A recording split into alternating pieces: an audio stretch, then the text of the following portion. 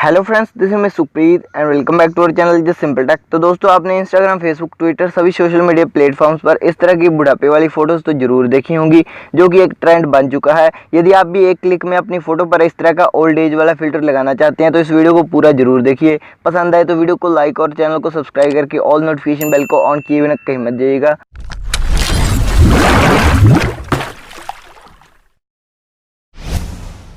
इस face app को आप प्ले स्टोर से इंस्टॉल कर सकते हैं। वैसे डाउनलोडिंग लिंक आपको वीडियो के डिस्क्रिप्शन में भी मिल जाएगा। इंस्टॉल करके ओपन करने पर आपको कुछ ऐसा इंटरफेस दिखाई देगा। इसके बाद गैलरी में जाकर आपको अपनी फ़ोटो को फाइंड करना है।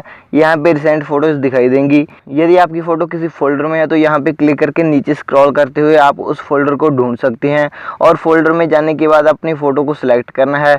यहाँ पे कुछ प्रोसेसिंग होगी depending on your image size, जिसके बाद यहाँ पे आपको कई तरह के फ़िल्टर्स मिल जाएंगे, लेकिन हमें यूज़ करना है इस एज वाले फिल्टर को। आगे इसमें ओल्ड वाले फिल्टर पर टैप करते ही वन क्लिक में आपकी ऐसी बुढ़ापे वाली फ़ोटो बन जाएगी।